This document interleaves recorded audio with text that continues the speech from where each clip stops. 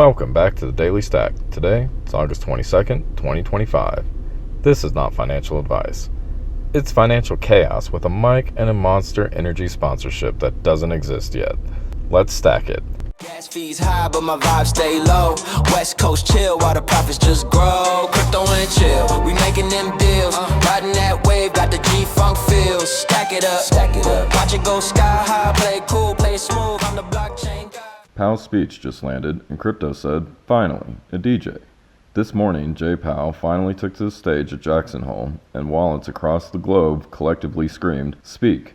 Fed chair, speak." While the labor market appears to be in balance, it is a curious kind of balance that results from a marked slowing in both the supply of and demand for workers. This unusual situation suggests that downside risks to employment are rising. And if those risks materialize, they can do so quickly in the form of sharply higher layoffs and rising unemployment. The result, a subtle but sweet pivot that the markets desperately needed. Of course, we cannot take the stability of inflation expectations for granted. Come what may, we will not allow a one-time increase in the price level to become an ongoing inflation problem. Bitcoin perked up, gaining around 1.2%, flirting with a new level, roughly 114,942. What are the implications for monetary policy?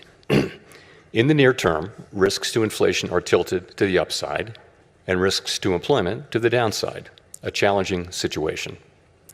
When our goals are in tension like this, our framework calls for us to balance both sides of our dual mandate. If your bags were on life support, they just got some juice. Our policy rate is now 100 basis points closer to neutral than it was a year ago, and the stability of the unemployment rate and other labor market measures allows us to proceed carefully as we consider changes to our policy stance.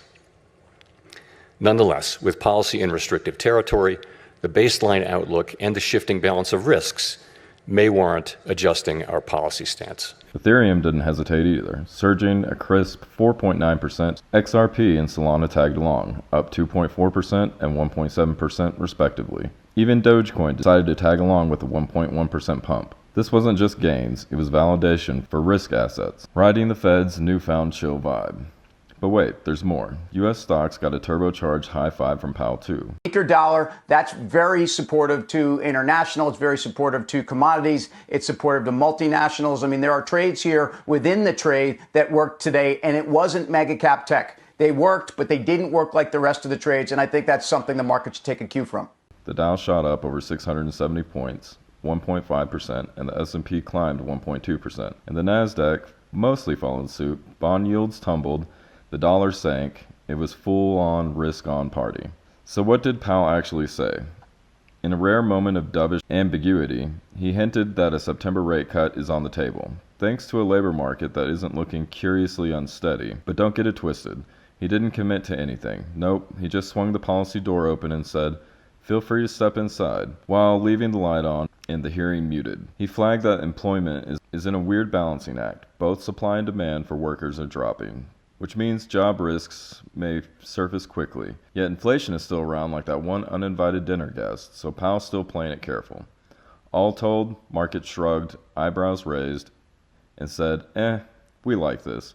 Crypto's back in the game, at least for now. Powell's Jackson Hole speech delivered. Crypto bounced back like it did a trust fall into the Fed-approved cut rate. Wall Street rallied, risk-on mood reestablished. September rate cut is possible, not guaranteed. Labor is shaky, inflation is still a party crasher, but Powell's clearly hinting at easing the throttle. $4.8 billion in options expired on Deribit today. You could practically hear the market yelling, "Volatility? You want volatility? We've got your volatility right here." Traders were hedging, liquidity dried up like a desert meme coin. You'd think there was a meteor coming. Whales positioning like it's chaos. Chess, not checkers. Institutions didn't even wait for the Powell speech to start doing damage control. You could see the hedging all over the charts.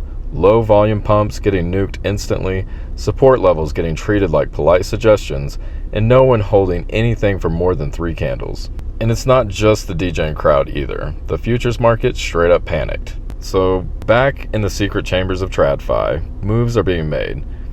State Street just slid into JP Morgan's tokenized debt playground like, "Yo, we heard there's some money over here." They're the first custodian on the platform, and that's big. Think of it as like Wall Street's building its own layer zero, except instead of bridging chains, they're bridging compliance and chaos. Also, the CFTC announced phase 2 of its crypto sprint, which sounds like a video game power-up, but it's really their new digital asset roadmap. They're gathering feedback until October. That's right. If you've got a hot take on regulation, now's your time. Drop a comment, shoot your shot. Just don't use all caps or Gary Gensler shows up. Oh, and the feds just moved 332,000 worth of stolen Ethereum into government wallets. Imagine you robbed a Web3 protocol and the Treasury Department just casually picks your pocket back on chain. Welcome to the future. Everything's traceable, even your crimes. Ethereum, quietly building while you panic. Peter Thiel, yeah, that Peter Thiel, has reportedly been stacking ETH-related positions like he's preparing for a Renaissance fair, but with validators instead of jousting. Ethereum's on-chain activity is quietly exploding. Institutions are circling it like sharks around a floating T-bill. Oh, and Lisk? Remember Lisk? They just launched a Web3 game called Powell, and it sounds like a PBS Kids cartoon from 1994, but it's actually a playable thing now. Credit where it's due. More adoption, more volume, more devs building. That's bullish. Well, let's wrap it up. This is just noise. The rails are being built, institutions are moving in, tokenization is coming whether the Fed likes it or not. And you, yes you, still stacking sats in the middle of all this? You're early. Only ever click the official hardware link in the episode description. Skip Discord promos, Twitter DMs, or meme giveaway hypes. Your keys remain sacred. Stack smart, stack daily, and I'll see you DGens tomorrow. Crypto and chill, we making them deals. Riding that wave, got the G-Funk feel. Stack it up, watch it go sky high. Play cool, play smooth. I'm the blockchain guy.